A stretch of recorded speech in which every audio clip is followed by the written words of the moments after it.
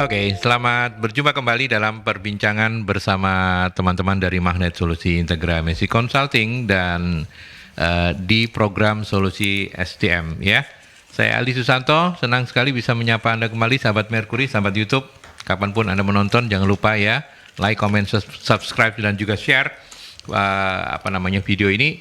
Kalau misalnya Anda merasa bermanfaat, saya percaya pasti bermanfaat. Dan hari ini bersama teman-teman dari MSI dan narasumber tamu kita akan ngobrol tentang peran profesional HR di tengah politik kantor. Ya, teman-teman MSI sudah mulai mendengung-dengungkan tahun politik, tapi ini politik di kantor ya. Keren. Saya kembali bersama Bu Novian Tiastuti. Bu Novi, apa kabar? Selamat pagi. Pagi Mas Aldi, alhamdulillah sehat. Sehat Semoga terus, sehat ya. Semoga sehat terus. Ya, karena kesehatan itu yang paling penting. Dan narasumber tamu kita hari ini adalah Mbak Realita Febrina SHM Hum ya. Beliau ini HRGE dan Legal Manager PT Total System. Panggilannya Mbak Lita. Tadi kita sudah ice breaking ngobrol-ngobrol. Mbak Lita, apa kabar? Baik Pak, Sehat? pagi, sehat. Sehat ya? Sehat, ya. Sehat ya, oke. Dan sebelum kita mulai perbincangan soal kok tahun politik, soal politik kantor, saya tadi sih sudah ngobrol sedikit-sedikit. Mungkin Mbak Alita bisa cerita ke sahabat-sahabat Mercury. PT Total System, bagi mereka yang belum tahu, bergerak di bidang apa dan lokasi kantornya di mana, monggo silakan. Baik, PT Total System merupakan suatu bisnis partner. Kita juga memiliki beberapa perusahaan anak usaha, yaitu di bidang ekspedisi, di bidang properti, dan banyak lagi lainnya Pak. Banyak lagi yang lain ya. Kalau Mbak Alita di Total System di apa istilahnya, kantor pusat kah begitu itu? Di HQ-nya di Surabaya di daerah Ketintang. Itu yang semuanya dibawahi oleh induknya Total System. Iya benar. Begitu ya. Dan Mbak Lita menjadi HRGE dan legal di semua lini bisnisnya Total System. Di Total Sistemnya aja Pak, ya. Oh, di Total Sistemnya aja. Kita memang biasanya sih perbantuan atau handle suatu case bareng-bareng sama HR yang ada di perusahaan atau anak usaha tersebut. Business partner itu tadi saya juga sempat menanyakan apa ini Mbak Lita business partner? Business partner itu kurang lebihnya ya konsultan begitu ya. Iya. Misalnya ada perusahaan-perusahaan yang membutuhkan jasa untuk macam-macam ya, apa saja mungkin yang bisa disediakan. Sekaligus promo loh ini. Iya, digunakan.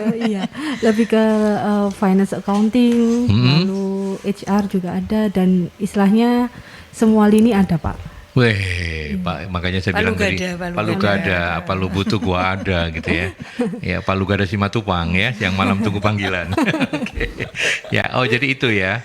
Iya. Ya, oke. Sudah lama bergabung di Total System ini atau sudah lama bekerja di bidang HR? Di HR sekitar 10 tahun, Pak. 10 tahun ya, sudah relatif cukup berpengalaman begitu. Kalau di Total System? Baru hampir 1 tahun. Mas. Oh, hampir 1 tahun, berarti tempat yang baru ya? Betul. Di hire ya waktu itu ya? Iya. Iya, kurang lebihnya kayak begitu ya. Di hire tetap baik, di hijack. Iya, di hijack. Ya, lebih enak di hire lah. Kesannya kan kayak enggak terlalu apa gitu ya. Oke, baik, kita mulai saja ke aktor intelektual soal politik kantor ini, karena yang mengusulkan ini adalah MSI, berarti aktor intelektual di balik politik kantor itu MSI.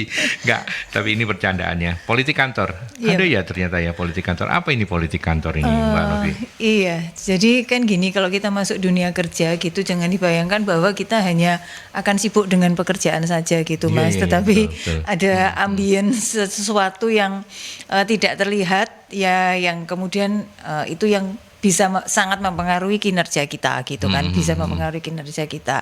Nah, itu yang dinamakan politik kantor. Jadi politik kantor itu suatu bentuk aktivitas, perilaku atau sikap-sikap yang politik itu kayak gimana ya Mas Aldi ya? Iya. Yang dilakukan untuk mendapatkan atau mempertahankan kekuasaan tanda petik tertentu kayak gitulah seperti itu.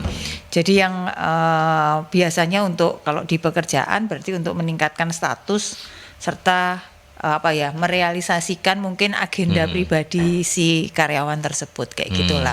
Jadi karyawan itu bisa jadi ya sesama teman kerja, kemudian bisa jadi kalau kita sudah posisi di kayak supervisor mungkin bisa jadi bawahan atau bisa jadi juga atasan kita kayak gitu. Ya.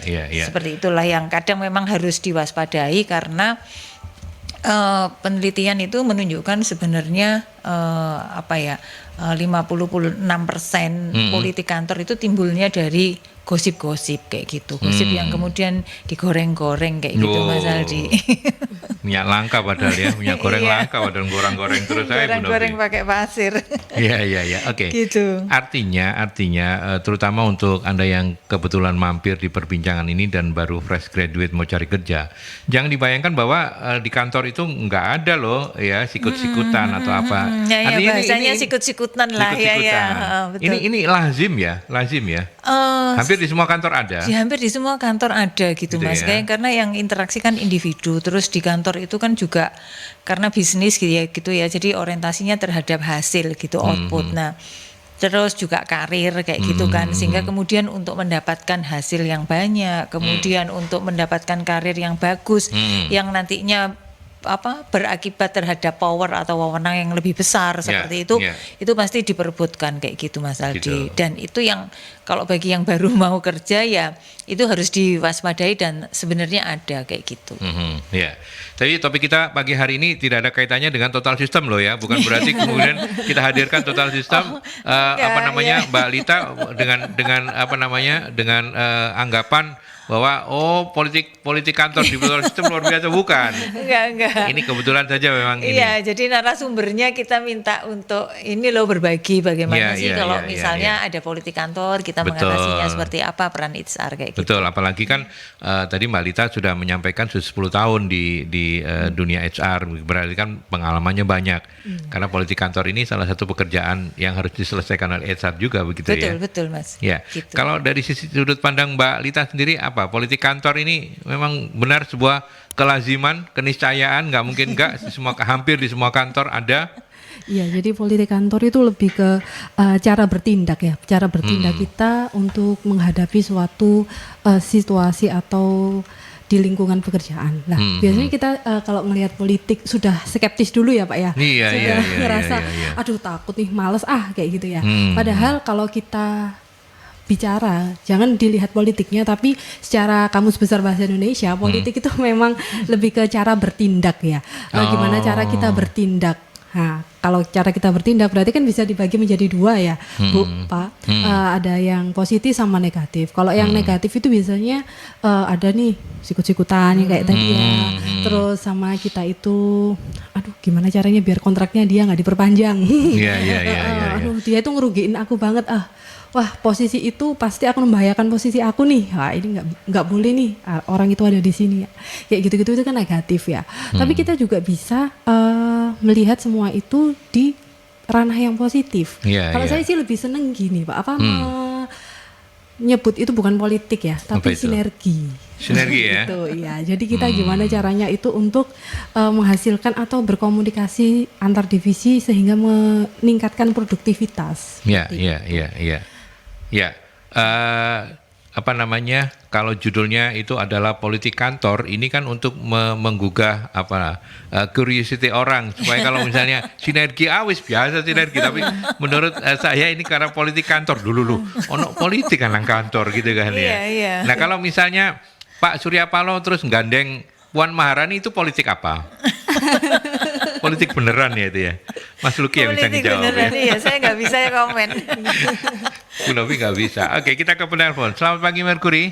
Selamat pagi. Assalamualaikum warahmatullahi wabarakatuh. Waalaikumsalam. Terima kasih. Semangat terus ya Pak Sumarwito ya. Ini ya. Kalau gini, Mbak Lita ini kan sudah jabatannya sudah tidak tinggi ya. Terus yang di bawahnya itu kan mesti kepengen naik jabatannya seperti Mbak Lita gitu. Ya, terus? Dan Mbak Lita itu kan juga harus belajar supaya dia bisa naik lagi. Dia ke direktur kata apa, seperti Mas Aldi. Mas Aldi ya pancet ini tadinya ini terus ya toh. Ya, kok gak ono sing apa itu? Loh kalau saya naik jadi owner Pak lah, saya nggak punya uang ya apa? Nah, iya, makanya itu satu contoh seperti apa itu radio sebelah itu kan gitu, ono sing langsung pindah jadi dosen, ono sing pindah karena notok wis gak iso. Ya. Iya toh? Kalau saya sebagai owner, iya toh? Itu ayo tak tawakno ning koncoku, tak ya aku ada kompensasinya kan gitu. Iya toh, aku tak ganti iki, ono aku mbiyen punya band, punya net club, punya kan gitu, itu tak tawarkan, ya toh. Terus punya kos-kosan, punya itulah. Sekarang kayak Mas Aldi, kadang-kadang orang kan bosen, masa ngomong Mas Aldi terus, iya toh. Iya. Jadi apa itu? Bagaimana caranya inovasi bener ada Mercury ada inovasinya ya toh. Inovasinya dulu kan cuma apa itu SMS cuma sekarang ada YouTube ada apa kan itu bener ada tapi kan kadang-kadang orang itu nggak nyoto kadang-kadang sing kayak aku gaptek kan bingung itu apa sih yang ngono ya. Nah itu seperti Mbak Lita itu bagaimana caranya supaya itu karena bukan owner loh ya, kalau owner sih gampang iya toh. Seperti yang punya Mercury kan punya usaha lain-lain kan itu ya. Itu kan enak ya toh. Tapi kalau yang pegawai seperti radio sebelah ini gak pindah ya bingung gitu. Itu caranya gimana ya? Harusnya harus punya inovasi. Salah yang bawah itu tetap harus nyodok naik kan. Terima kasih. Baik. Assalamualaikum warahmatullahi wabarakatuh. Waalaikumsalam. Satu yang saya catat dari Pak Sumarpito tadi itu, saya ini punya anunya banyak Pak Sumarpito. Bercanda ya. Silakan kalau mau dikomentari. Tapi intinya ya itulah ya, ada keinginan untuk naik jenjang kayak begitu. Nah, saya nggak tahu mau dijawab dari sudut pandang apa. Apakah dikaitkan dengan politik kantor tadi itu? Silakan Mbak Lita. Boleh. Terima kasih Pak Sumarwito atas pertanyaannya ya Pak. Menggelitik sekali nih Pak pertanyaannya. Memang nih banyak dari teman-teman staff ingin naik nih ke SPV pengen naik nih ke Asmen, atau ke Asmen nih pengen naik ke manajer. Oke. Jadi untuk cara mengatasi itu semua, setiap manusia itu kan diwajibkan atau diharuskan untuk selalu belajar ya Pak ya. Jika kita sekarang ada di perusahaan yang bagus, perusahaan multinasional pun, kita berlayar di perusahaan, ibaratnya gini, kita berlayar di sebuah kapal feri yang mewah nih, tapi kita harus punya skoci. Kita nggak tahu kapal Titanic itu bisa pecah atau bisa tenggelam di tengah-tengah ya. Kita harus selalu menyiapkan skoci. Skoci kita itu apa sih? Skoci kita adalah meningkatkan skill, kapasitas, lalu pengetahuan kita, lalu bisa mungkin bisnis-bisnis yang bisa di-handle sepulang kerja atau sebelum kita berangkat kerja, itu bisa menjadi skoci. Nah, gimana nih kalau misal SPV kita atau bawahan kita itu gimana caranya ke manajemen agar kita nggak dipakai lagi? Ya, ini dikaitkan dengan politik kantor ya. Ini studi case ya, bukan curhat loh. Apabila terjadi seperti itu, kita nggak akan mungkin merasa kita ketakutan. Karena apa? Kita pede terhadap diri kita sendiri. Misal nih aku nggak di perusahaan itu lagi, tapi saya punya skill lebih nih, barangkali atau siapa tahu ini cara Tuhan untuk ngasih perusahaan yang lebih baik dari kita. Betul. Bisa, ternyata kita dipaksa untuk usaha yang lebih baik dan akhirnya kita bisa jadi owner dari sebuah bisnis seperti itu. Ya, jadi kata kuncinya adalah tidak pernah berhenti meskipun mungkin kita ada di posisi yang sudah cukup bagus, cukup enak gitu ya. Artinya jangan terus ada di zona nyaman, tambah skill Anda, tambah kemampuan Anda di bidang-bidang yang lain, sehingga apapun kalau yang terjadi dengan karir utamanya itu masih ada penunjang-penunjangnya gitu ya. Kalau dari Mbak Lita kayak begitu. Sekarang dari pakarnya ini. Waduh, makar. Monggo silakan Bu Novi. Jangan makar, itu udah baik, pakar. Kalau pakar baik, kalau makar itu berarti Bu Novi nanti dipanggil bin loh. Oke, jadi Pak Sumarwito, ini kita baru buka pembicaraan sudah langsung tergelitik ya.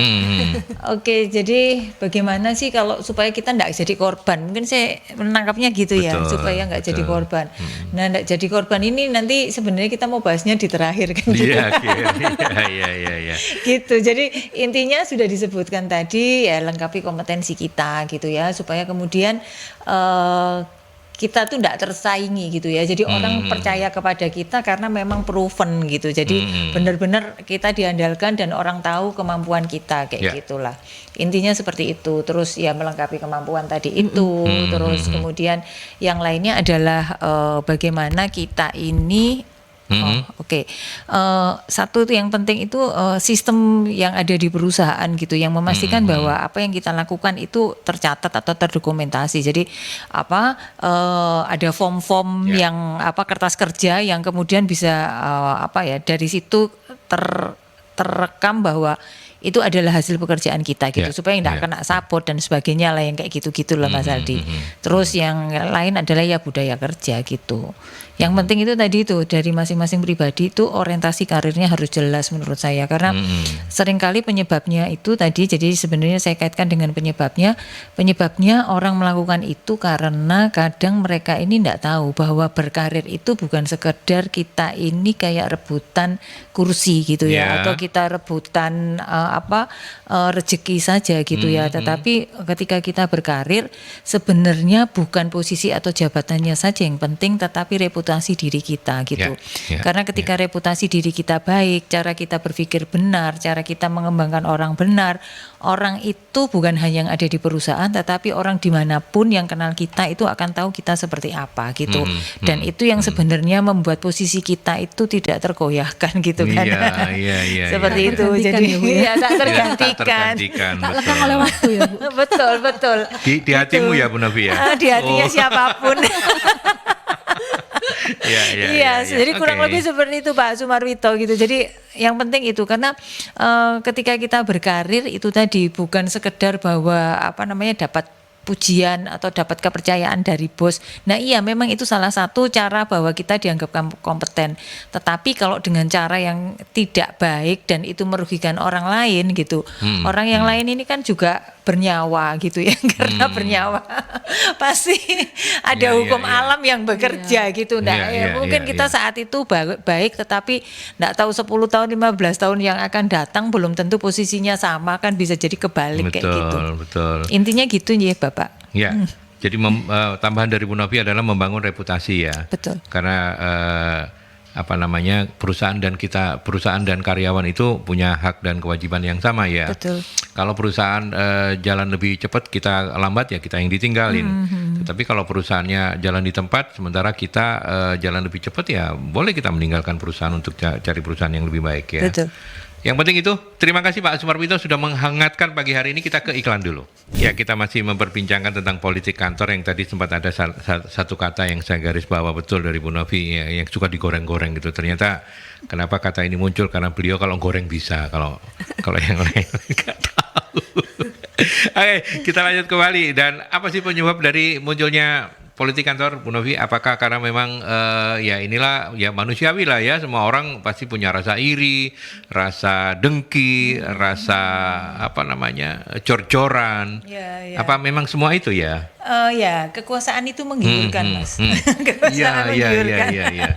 Kayak gitu. Jadi ya kalau untuk yang baru masuk gitu mungkin kita ngelihatnya juga wah enak erek jadi supervisor misalnya kayak gitu ya. Gitu. Kapan ya aku jadi supervisor? Nanti supervisor juga gitu. Kapan aku mau nggak pangkat jadi asmen yang kayak gitulah. Itu kan menyenangkan karena dengan posisi kan dengan begitu dia itu punya power untuk ini nunjuk tadi loh pakai jari telunjuknya bisa minta orang lain merintah paling enak gitu. Memang perintah orang ya. Paling nggak itu yang kelihatan terus belum nanti kalau seperti itu kan yang berkaitan dengan remunerasinya secara tunjangannya juga pasti akan naik gitu meskipun tugasnya atau tanggung jawabnya juga makin besar tapi kan orang ngelihatnya bahwa karirku jadi baik, meningkat lah kayak gitu. Gitu. Jadi orang melihatnya bahwa itu tadi lah kekuasaan itu kalau di kantor itu ya tadi itu dilihat dengan jenjang karir yang makin tinggi itu orang pasti masih kepinginnya ke sana lah, kepingin main selain sifat-sifat manusiawi tadi itu. Sifat-sifat manusiawi itu pasti ada. Terus ya di kantor itu kan kepentingannya banyak Mas gitu. Karena kepentingannya banyak gitu. Karena misalnya gini nih, kantor yang misalnya misalnya ini yang dikelola oleh family business gitu. Nah itu bisa jadi misalnya ada beberapa family yang terlibat di sana. Ada orang baru itu bisa ditanya, kamu bawaannya siapa gitu. Nah ini kan sudah awal dari politik kantor sebenarnya, karena berarti kita ini harus hati-hati gitu loh, jangan salah ngerasani bos gitu kan ya, atau salah bertindak, salah ngomong kayak gitu kan. Salah gibah ternyata sama orangnya yang deket sama bos gitu kan.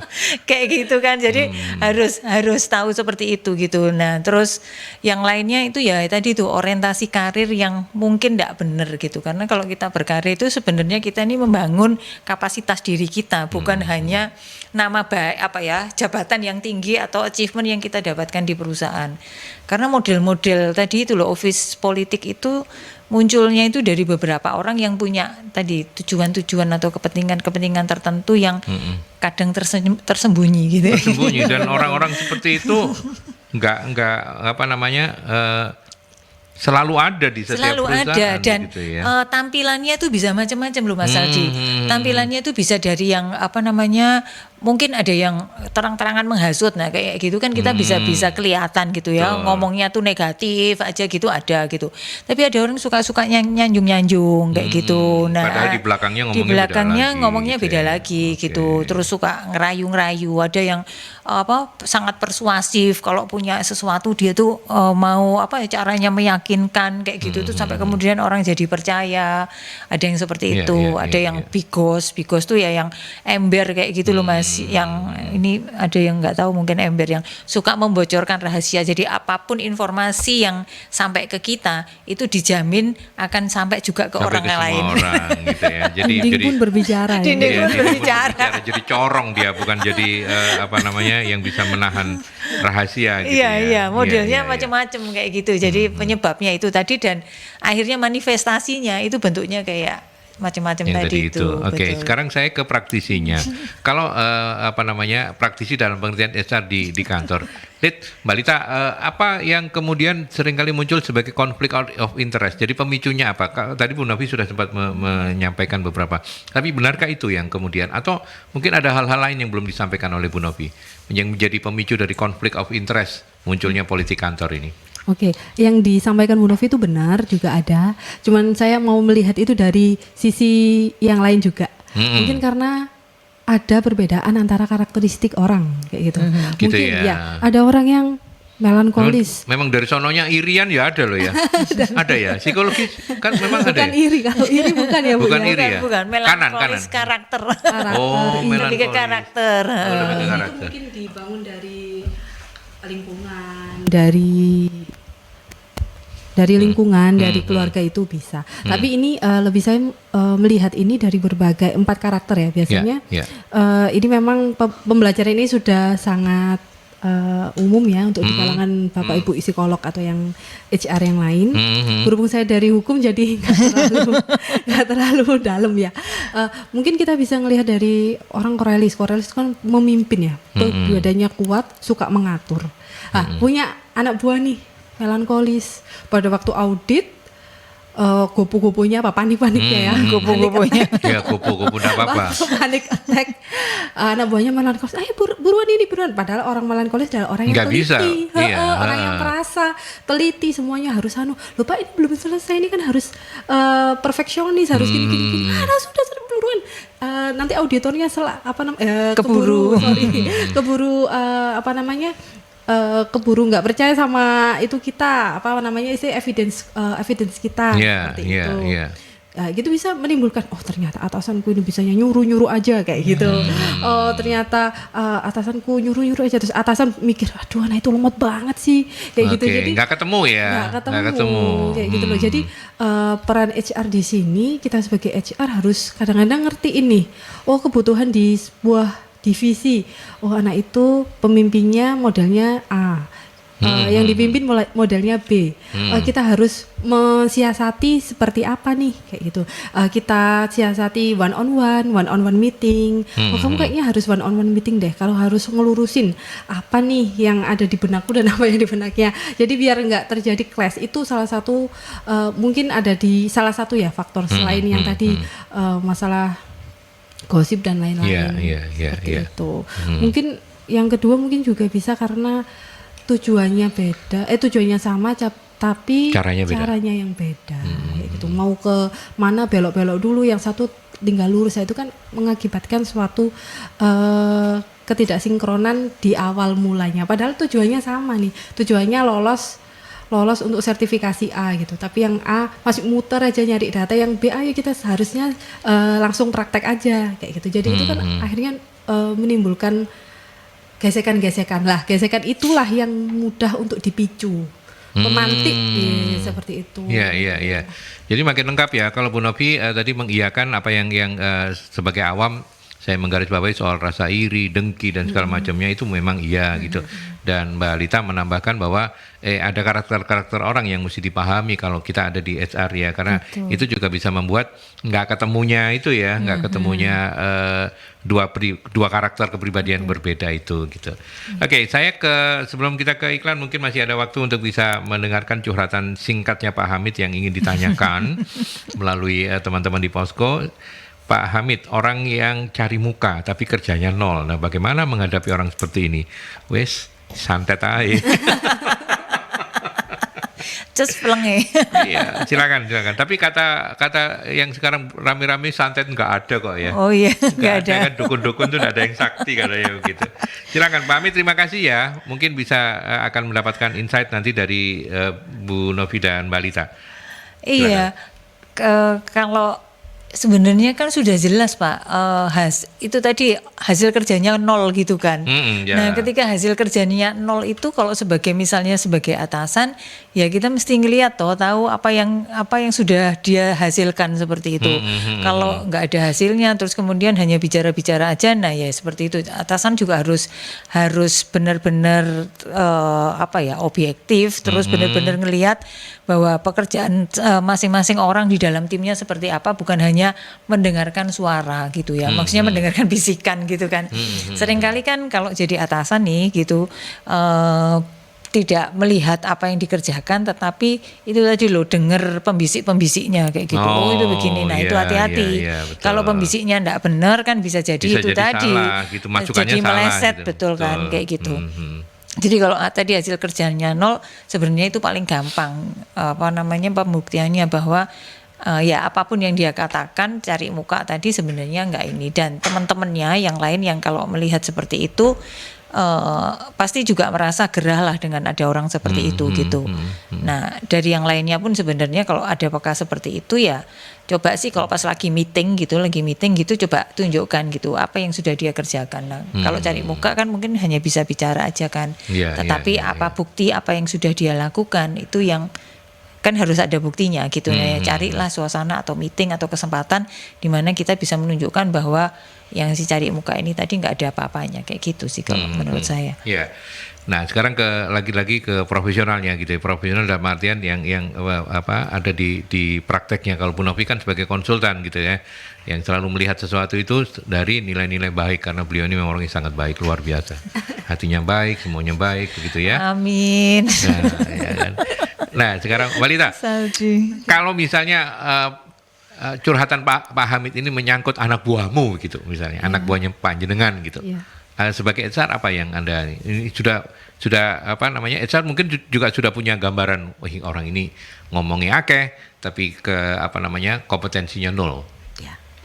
Kebetulan kita melengkapi perusahaan dengan KPI, dengan performance appraisal. Jadi setiap 6 bulan sekali atau 1 tahun sekali kita dilakukan kan mengukur pengukuran kan, ya. orang ini seberapa kapasitasnya, seberapa bagus sih orang ini, seberapa kompetensi, apa ada sesuatu yang dia berikan ke perusahaan. Kalau nggak ada di sebuah perusahaan kompetensinya atau apa, kita tinggal lihat apa kontraknya. Kontraknya ya.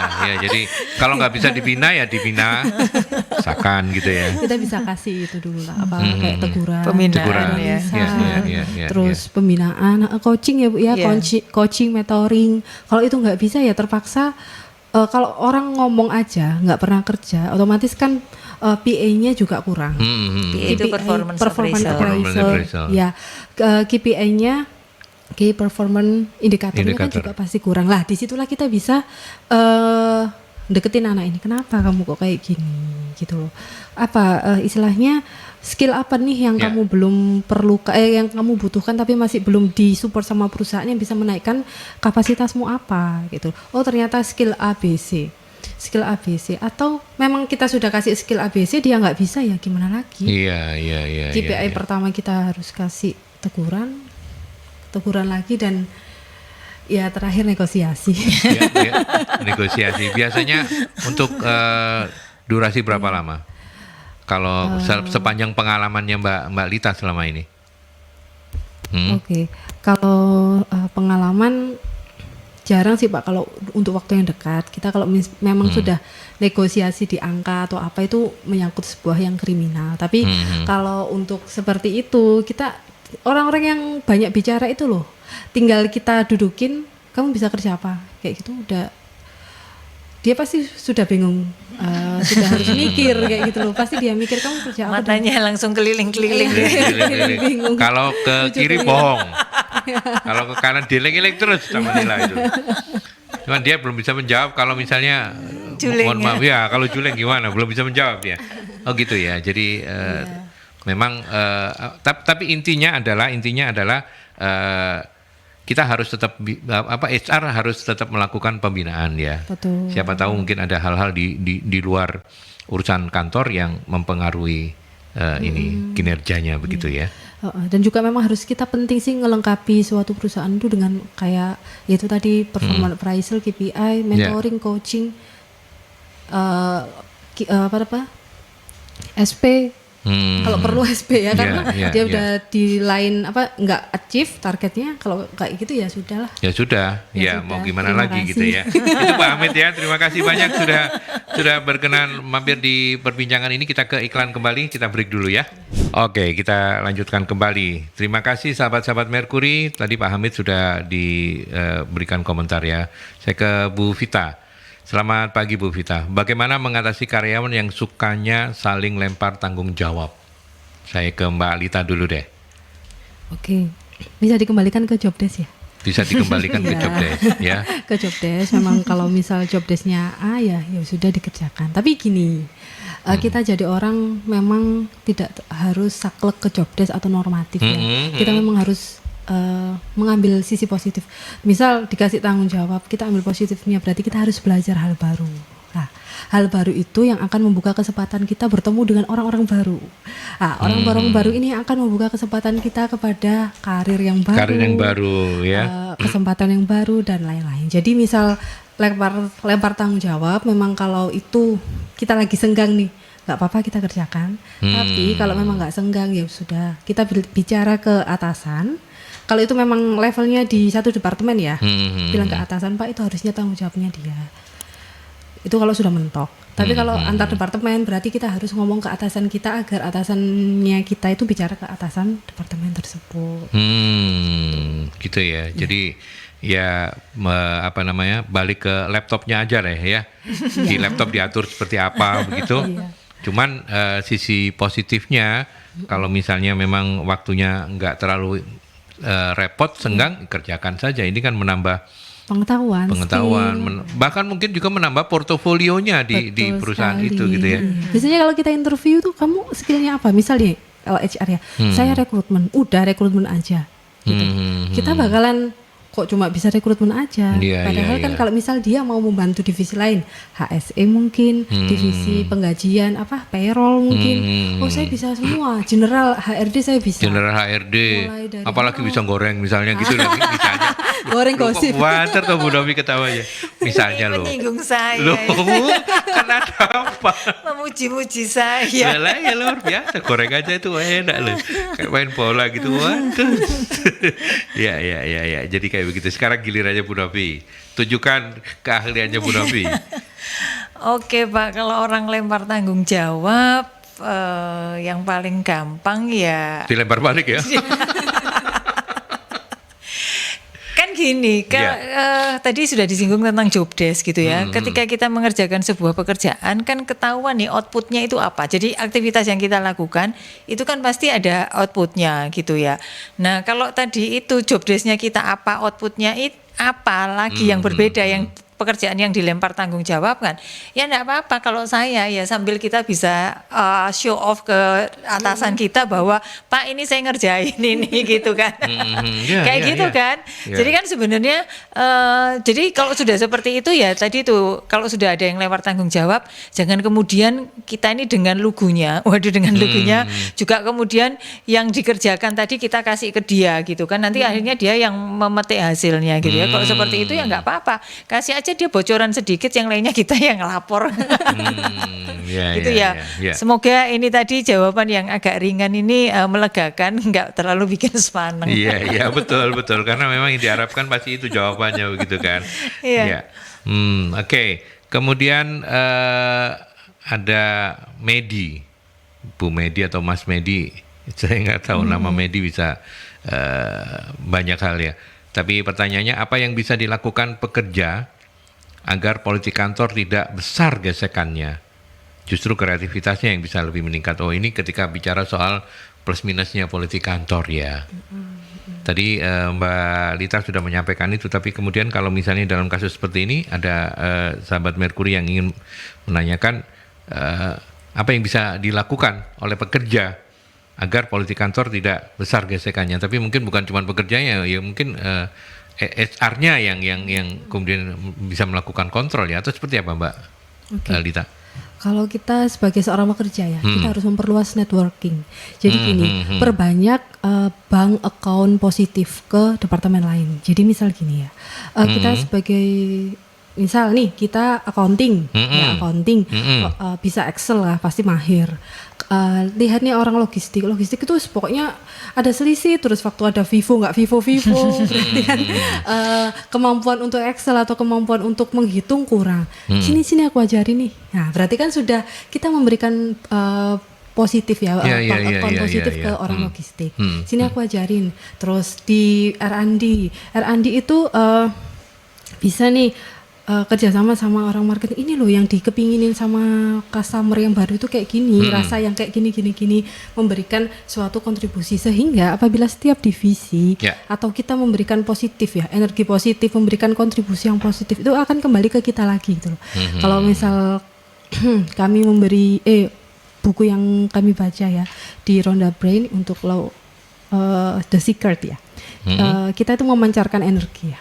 Kalau kita memancarkan energi positif itu akan menarik semua energi positif juga ke dalam tubuh kita, ke dalam jiwa kita. Jadi untuk mengurangi gesekan, memang kita harus bukan menambah gesekan itu, tapi gesekan itu kan ada suatu power ya, ada kekuatannya. Kekuatannya kita alihkan ke kontribusi ke semua divisi, sehingga apabila kontribusi itu sudah berjalan dengan baik, produktivitas naik dan kepercayaan kita antar orang, kepercayaan kita antar divisi itu meningkat, Pak Bu. Jadi misal HR nih nggak disukain kan biasanya sama divisi lain ya kan.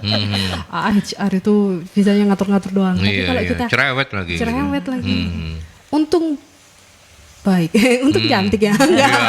Iya. Untung ganteng enggak ya. Iya betul. Jadi saya cerewet gitu. Hidup lagi gitu kok ya, hidup gitu loh gitu. Ya. Jadi memang setiap divisi ya, misal HR biasanya ya, kelasnya sama orang produksi misal. Kayaknya produksi ini harus dikurangi nih orangnya nih untuk bisa efisiensi atau bisa menekan produktivitas. Produksi loh, kamu nggak tahu di lapangan kayak gimana, aku butuh orang produksi banyak lah. Sebelum itu terjadi, sebaiknya bersama-sama ke lapangan antara HR sama produksi.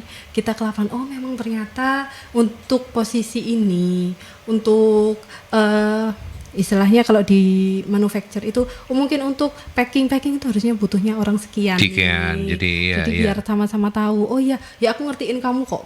Memang kamu butuh kayak gini. Ya udah aku ngertiin HRD karena di manajemen mau menekan HRD untuk menekan karyawan. Jadi saling ngertiin kayak gitu. Menambah bank account kebaikan gitu ya. Itu ya. Oke. Monggo Bu Novi ditambahkan. Baik, kalau tadi sudah disampaikan yang ini tadi yang kalau secara pribadi ya, kalau saya mungkin menyorotinya secara sistem ya Mas.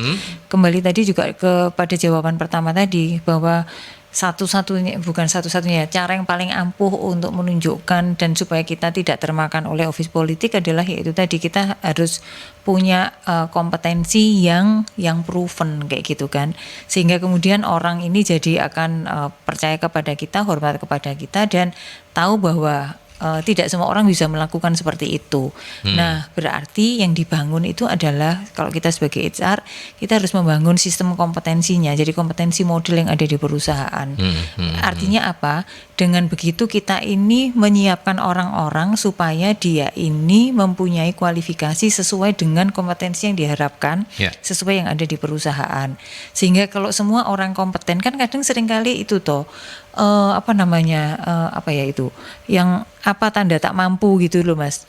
Jadi Sirik orang tanda tak mampu. sirik tanda tak mampu. Sirik tanda tak mampu. Itu. Nah, kan biasanya itu karena tidak mampu terus orang itu cari cara karena tetap mau eksis kan kayak gitu.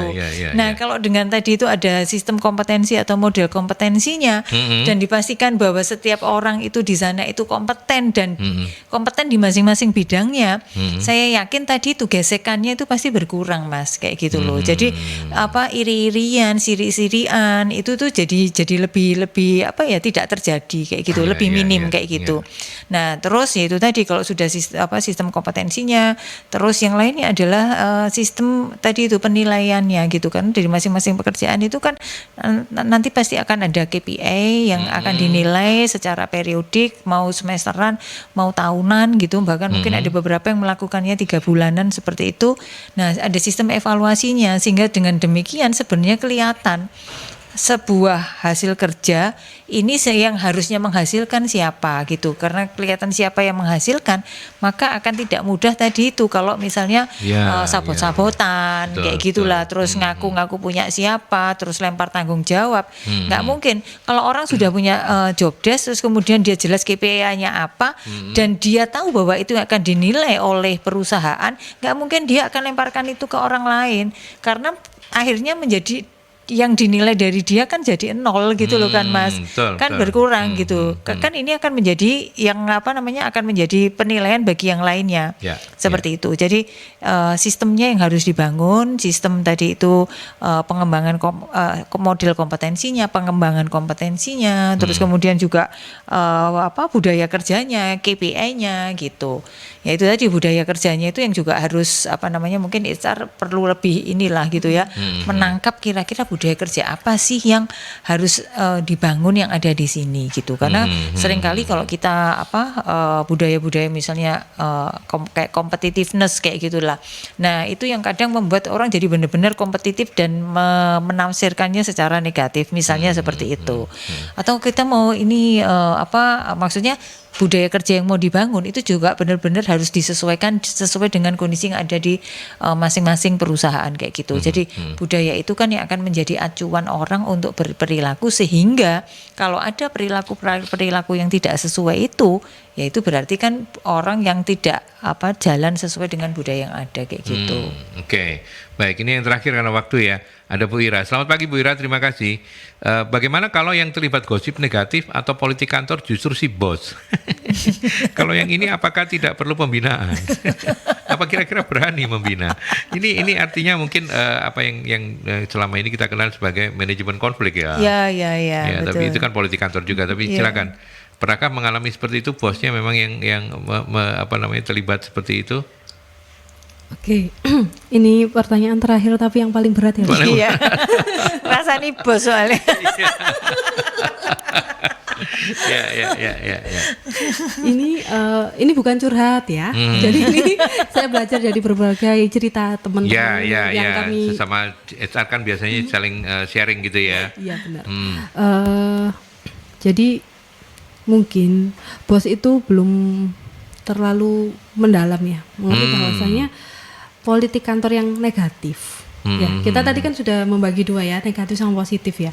Kalau yang negatif itu ibaratnya kan nanti antar departemen rasan-rasan, saling menggosip ria kayak gitu. Akhirnya dari 8 jam kerja kita itu nih 1 jam aja yang efektif. Yang 7 jamnya untuk gosip aja gitu ya. 1 jamnya gosip aja nih. Sehingga memang kita sebagai HR harusnya memberikan insight nih ke ke bos, kalau kita memang politik kantornya itu negatif kayak gini, anak-anak itu banyak gosip gitu. Akhirnya yang di WA grup itu isinya gosip bos, jadi gosipin bos. Kita sebagai HR kan memang harus itu ya, harus netral, jadi jembatan antara pemberi kerja dan penerima kerja. Jadi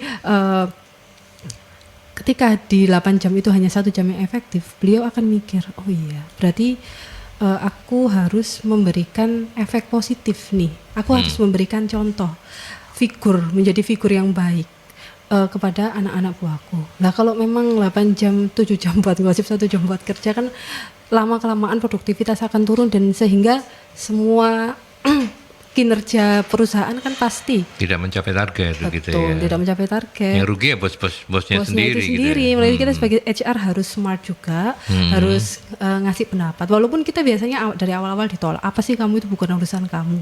Tapi gini bos, gini Pak, kita sebagai HR itu punya apa istilahnya, karena ini adalah sawah kita, lahan kita bersama-sama menggarapnya. Saya punya engagement ke perusahaan ini, saya juga pengen bicara ke bos bahwasanya politik kantor yang positif akan menaikkan produktivitas, sebagaimana juga politik negatif akan menurunkan produktivitas, seperti itu. Ya, oke. Ini adalah salah satu solusi untuk membina bos ya. Ini kan pembinaan. Ya diskusi Lah, iya, ya dengan cara pembinaannya. pembinaan, dengan cara diskusi, dengan Iya. cara menyampaikan fakta-fakta. Kalau sampai akhirnya bosnya sadar sendiri, jangan-jangan yang memulai gosip ini saya gitu ya. Berarti kan artinya bosnya akhirnya jadi oh ya mungkin dia akan berubah. Tapi Bu Novi, soal keberpihakan sekaligus juga tambahan pertanyaan dan menjadi pertanyaan terakhir ya. Berarti memang HR itu yang paling sulit adalah tidak boleh berpihak kemanapun ya. Iya, Padahal iya. sebagai manusia kan ya juga seneng sama orang, tidak seneng sama orang itu kan ada juga ya, Iya, tapi iya, harus iya. ditekan kan ya kayak gitu. Nah, tips dan triknya seperti apa ini? Tips dan triknya, jadi gini, yang perlu kita mungkin kalau kita merasakan ada gejala bahwa kita kena imbas dari politik kantor, yang bisa kita lakukan adalah kita kira-kira motif apa yang melatar belakangi dia melakukan itu gitu. Jadi karena kita ada di perusahaan, kurang lebih kita ngerti lah motifnya orang melakukan sesuatu gitu. Ya, Kayak tadi misalnya bos itu mau melakukan sesuatu yang kayak tadi itu akhirnya berdampak negatif, sebenarnya mungkin tujuannya adalah memunculkan competitiveness, maksudnya supaya saling mereka berlomba-lomba kayak gitu loh Mas gitu. Jadi kita manas-manasin gitu ya, terus manas-manasin itu artinya tadi itu memberikan tantangan yang kemudian membuat mereka jadi makin bersaing gitu kan, bersaing dan akhirnya jadi nggak sehat seperti itu. Jadi kadang tujuan dilakukannya adalah dengan seperti itu, dan karena pimpinan itu seringkali tidak bisa turun atau berada di semua lini karyawan, maka seringkali dia itu punya orang-orang kepercayaan yang akan memberikan bisikan-bisikan atau informasi-informasi kepada dia tentang situasi yang ada di kantor. Nah, seperti itu. Nah, ini kita juga harus hati-hati nih dengan para pembisik-pembisik itu gitu. Jadi kalau udah di kantor, mungkin kalau kita sudah di level-level tertentu, ya kita harus ngerti kira-kira siapa yang dekat sama bos, terus tone-nya kayak apa. Tone-nya kayak apa gitu loh. Oh, kalau ini netral loh, nggak ngasih informasinya netral. Oh, kalau ini ada sedikit hasutannya ditambah persepsi pribadinya dia kayak gitu. Nah, itu yang harus kita harus kita waspadai dan kita tahu, sehingga kita juga nggak boleh salah langkah terhadap orang-orang itu gitu kan, supaya kita nggak salah langkah terhadap orang-orang yang tadi itu menjadi kepercayaan bos melakukan itu semua, karena ada memang orang-orang yang itu tadi salah mengartikan bahwa kalau dia dekat sama bos dia memberikan informasi-informasi yang sudah digoreng-goreng sama dia sendiri, itu dia persepsi bahwa ya itu tadi jadi karirnya jadi lebih cepat naiknya, jadi lebih dipercaya gitu kan, dan dia juga bisa menang tanda petik atas siapa yang sebenarnya pada saat itu dia ingin harapkan digeserkan atau hendaknya ingin dia kayak gitu. Sudah menjawab belum pertanyaan saya? Pertanyaan Mas Aldi. Yang tadi yang mana pertanyaannya? Itu yang soal tips dan trik. Tapi kalau yang soal manajemen konflik, mungkin itu tentang manajemen konflik itu tadi. Jadi kadang itu tadi lebih karena sebenarnya tadi tidak terlalu negatif semuanya, tetapi ada juga tujuan-tujuan seperti itu. Dan sebenarnya buat kita pribadi ya menjadi tantangan supaya kita menunjukkan gitu. Kalau tadi sistem yang ada di organisasi itu sudah ada sistemnya yang seperti itu, sebenarnya lebih tidak sulit, jadi lebih mudah untuk kita bisa melakukannya. Ya, artinya persiapkan sistem juga penting ya, Bu Betul. Novi ya. Itulah kenapa MSI ada dong. Betul, Iya betul. kan? Iya, betul, Mas Hadi. Selalu saya bisa menyambungkan ya. menyambung lidahnya MSI. Oke, silakan Iya. disampaikan kegiatan-kegiatan MSI dalam waktu dekat. Yang dalam waktu dekat kita Sabtu besok tanggal 20 berapa ya? 27 ya. 27 28 kita ada pelatihan dan sertifikasi BNSP untuk trainer for the trainers gitu.